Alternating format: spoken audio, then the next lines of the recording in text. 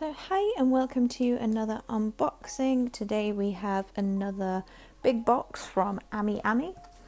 So opening it up, we do have the card, which I believe is for October, but it could be November. I think it actually might be November's because this figure was released on the 28th of October and I'm pretty sure I got it shipped a little bit later than that as well.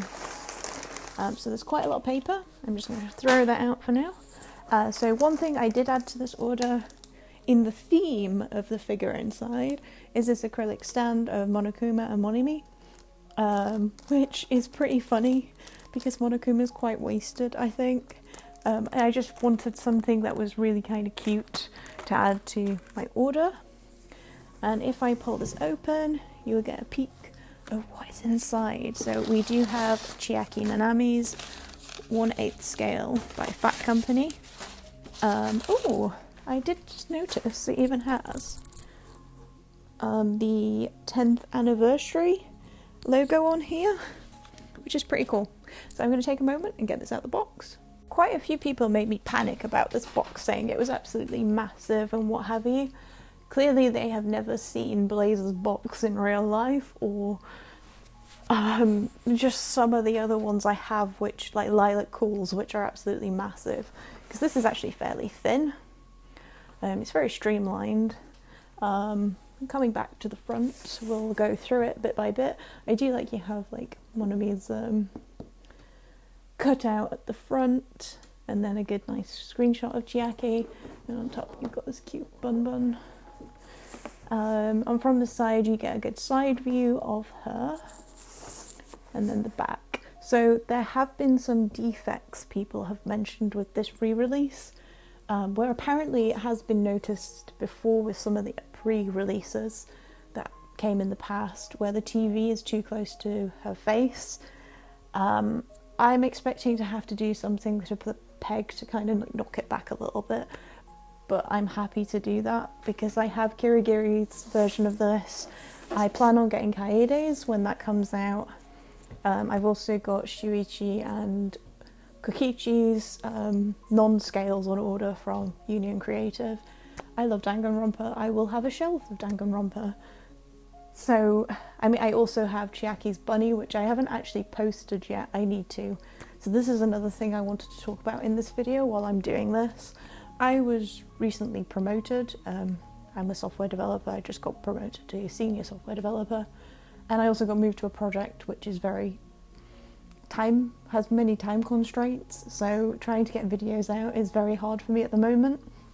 So I'm going to try and get this one out, because if you're on Anime's server, you know that I spent 2 months trying to get a pre-order for this figure using byfriend.moe.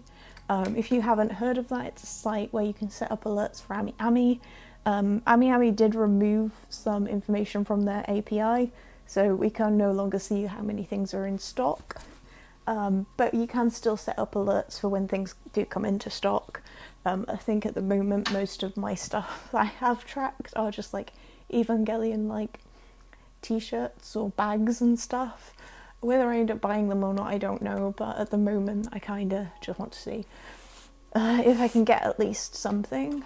But yeah, I'm just going to go straight into it. I don't think there's anything on. Yeah, there is. It's just barcode. I'm going to get straight into opening up. I will say the card on this is quite sturdy, which is nice. We do like a good strong box in this hobby.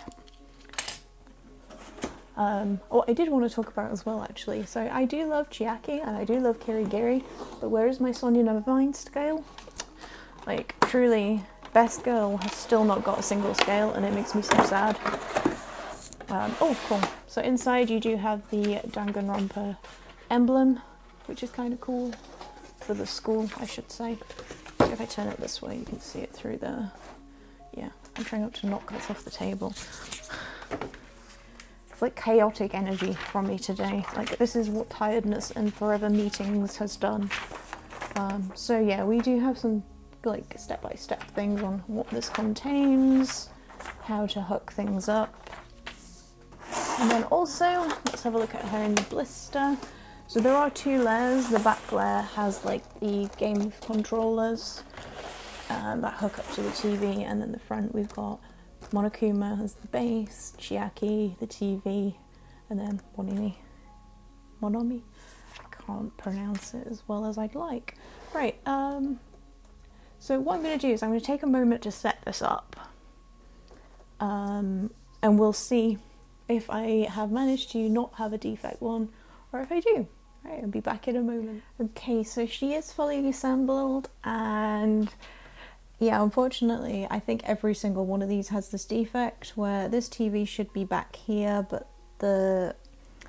I guess one of the problems might be that it should have been a straighter peg, so I may use a hairdryer and see if I can get that to straighten out a little bit, because it does block the view quite a fair amount, and obviously it wobbles a lot. I think Chiaki is like the strongest of these because this is actually kind of heavy. But I will say the one thing I do like about this figure is the base. So it is like properly solid. It feels very sturdy. It is filled in at the bottom. So you could put this on a riser quite easily. The wires are very fiddly. And as you can see, if I move anything around, these two just wobble all over the place. I do think the position of these two is pretty good. I think it's just the TV. So if I pull this out slightly, it should be over here. So maybe you could actually make a little base specifically for the TV to get it a little bit more out of the way, which I may consider doing. Depends on how much space I have. Essentially it slots in and just comes a little bit too far this way, or I could try and see if I could find a way to get a new peg, but yeah, I'll figure something out for that because this doesn't work long term. You can't really see the figure properly from this angle. Yeah, so I think for the purpose of this, where I'm going through things, I'm going to pull this out. I do like the fact that you have these three little pins that go into the TV, and it does look like what 90s TVs used to look like.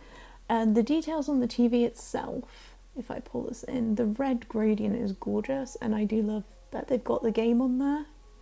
So that is kind of a nice look to it. There's some really nice shading underneath as well, and it just looks like they've done a superb job on the paint on the TV, I should point out, because it's not the case everywhere. So the wires for the controllers and other things are actual wires, so you can bend them into shapes, which is nice. The console for the games goes into Chiaki's leg and obviously relies on her weight. The peg does not go all the way in, unfortunately. Now, her shoes are very nicely done, as are her tights and her skirt.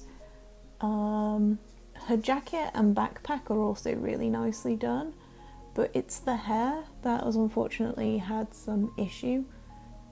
You can probably see that from here, where we've got this really bad seam line that hasn't been painted quite as well as I'd like, and then also on the other side, if I can pull this in well enough without Monomi getting in the way.